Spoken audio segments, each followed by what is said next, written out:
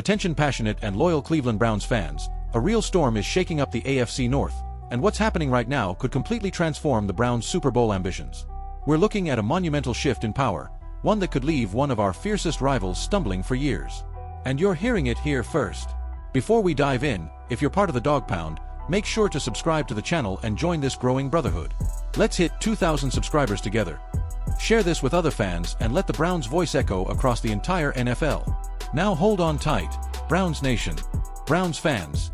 You need to stop everything for a second and really think about what just happened.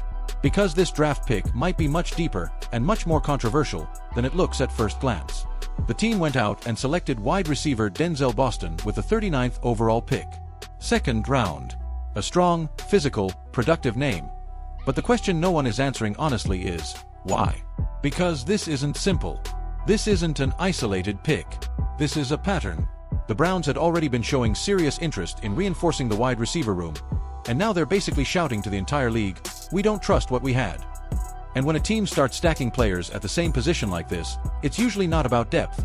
It's desperation disguised as strategy. The Browns selected Denzel Boston with the 39th overall pick in the 2026 NFL Draft, further strengthening their receiving core.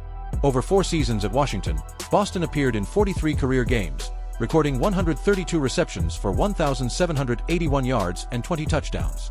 In 2025, he averaged 4.4 yards after the catch, according to PFF. Boston is now the second wide receiver the Browns added in this draft, after selecting KC Concepcion with the 24th pick. He joins a receiver group that already includes Jerry Jeudy and Cedric Tillman, along with younger names like Isaiah Bond, Luke Floria, and Gage Larvadain. The Browns also signed Tylan Wallace in free agency, extended an offer to Jamari Thrash in March, and added Isaiah Wooden on a reserve/future deal back in January. And this is where the debate splits the fanbase. Is Boston a good player? Yes. Big target, strong in the red zone, the kind of receiver who fights for the ball and produces in tight spaces. But he's not the kind of player you look at and say, "This changes the franchise." He's not explosive. He's not the type who consistently creates separation in today's NFL. So why invest this heavily right now? The answer might be more uncomfortable than it seems. Because maybe the problem isn't the receivers. Maybe it's who's throwing the ball.